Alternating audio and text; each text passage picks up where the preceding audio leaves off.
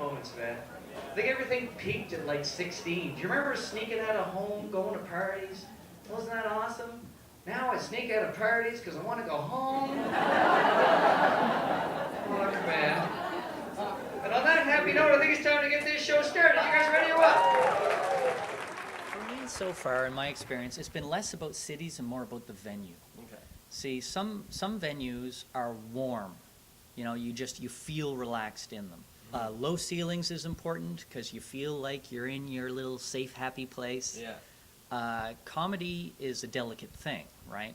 If you're telling a joke and someone, you know, oh, look, a set of keys right before your punchline, that joke is dead. You can never recover that joke. Nobody has ever said, anyway, the punchline is, and it still be funny, right? Yeah. So it's a delicate thing. So the room has to be dark. Ideally, there's an elevated stage. They were charging $60 a head for this fucking show, and it was like the equivalent of an open mic. So a little better than this right now, my set, you know? Just don't groan. It just gives me strength. So here's the thing, right? I told a joke about the figuring out my dad was the tooth fairy or whatever. I found the pilot kid's teeth and I go, my dad loves braces, which is clearly a pedophile implication. But if the crowd just sits there, thank fuck Ashley started laughing, I could go like, oh no, I don't mean that, which I fucking did. But that's the thing, that joke depends heavily on if the crowd will groan or laugh or like react to it. If they just sit there, they go, okay, what's next? And I go, all right, leg braces. And then they just go, fuck, okay. If it takes you a long time when you're hosting to come up with a joke, it's exponentially less funny the longer you take. Mm-hmm. So if someone says something, you got a bang right there, boom. But if you have a 2-second delay, it's only 20% as funny as it would have been. How long have you guys been? Are you a couple? No, you're not. Okay. Wow, I dodged a bullet there. How do you guys know each other? Your first Tinder date.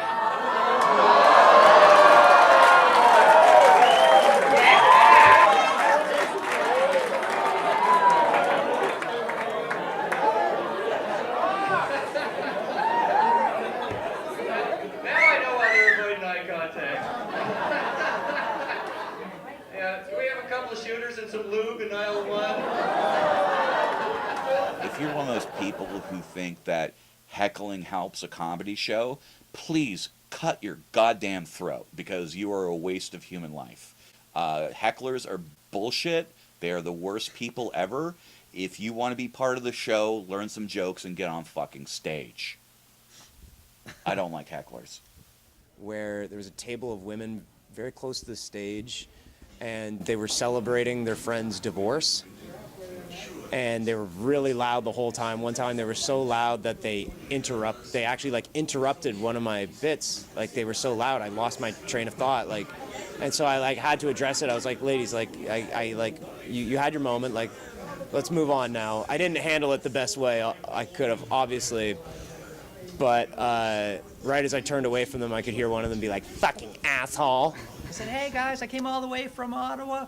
And there was some redneck asshole sitting in the corner yelling out, Trudeau sucks! I'm like, oh, fuck. This is the best gig ever. How did you respond to that? Like, yeah. Well, exactly. I just said, best gig ever. Oh, yeah. literally. Yeah. Anyway, so that was a rough gig. Yeah. You know? People weren't relaxed.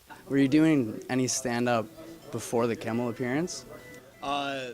Right before the Kimmel appearance is when I started doing stand-up. So I was like, April 25th, 2015 was my first open mic.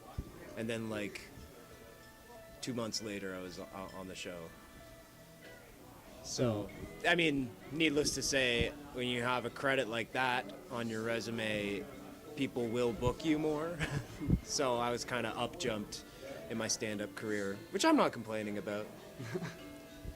So that was a projectile of sorts, for sure, right? Yeah, I suppose easily. Not quite a catapult, more like a slingshot, like a weak, like Bart Simpson slingshot.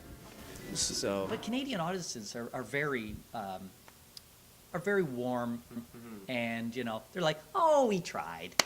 They're, it's not like you're in New York or LA, like, make me laugh, boy. Yeah. Certain clubs will pay favor to certain acts, and that's because the two different people who have two different tastes and what they expect from their acts and what they want them, what sort of artists they want in their venues. So I would say that, like, between comics, it's a rivalry between the comics that work at Yucks and the comics that work at Absolute. It's more of okay, well, this club gives me more work, you work at that club, and like for me, for example, like, I'm not signed with anybody, so I'll perform both clubs, but if I get paid work at a club, it's like, okay, well, out of courtesy, I'm not going to go and do a paid job or even an open mic job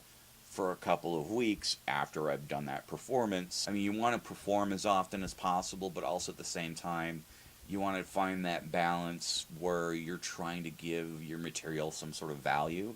So, performing at a lot of venues, why are people going to spend $16 to hear the same material that you'll tell for free at a Chinese restaurant? So, like, I'm finding at this point, So what is the Ottawa comedy scene, folks? Is it a mecca? Is like, yeah, it's not seen as a mecca because it's a city of 1 million people. Like, everyone who comes up here and eventually gets good enough to, like, make it to the next level, become a headliner and whatnot, they just move to Toronto. Because that is where every good comic in Canada goes to make it big.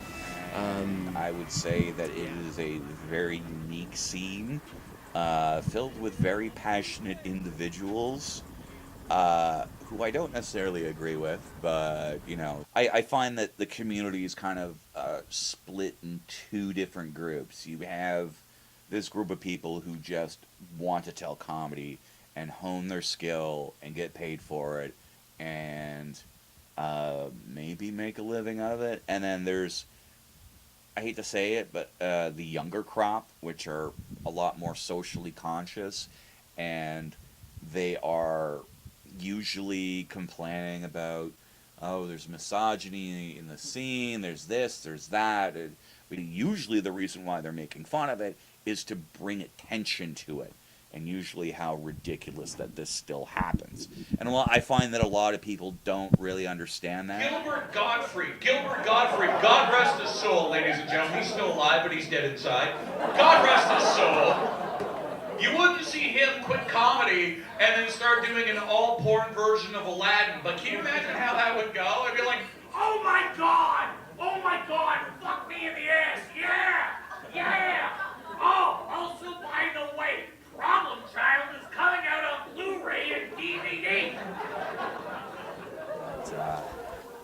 I met Tom Green, and I've met, there's Glenn Foster, Mike McDonald, a lot of the old, like, long-running Canadian comics. They go through Absolute or they go through Yuck Yucks, and you get to meet them and work with them, and it's like, I wasn't necessarily starstruck by any of them. It's like, oh, hey, I know your work, and, blah, blah, blah, blah. And it's like, yeah, some of them can be dicks. I'm not going to say who, but, I mean, that's the thing about comedy, is that who they are on stage and who they are backstage is two completely different things, especially when you're working together. Thank you so much for supporting live stand-up comedy, guys. My name's Colin O'Brien. Good night.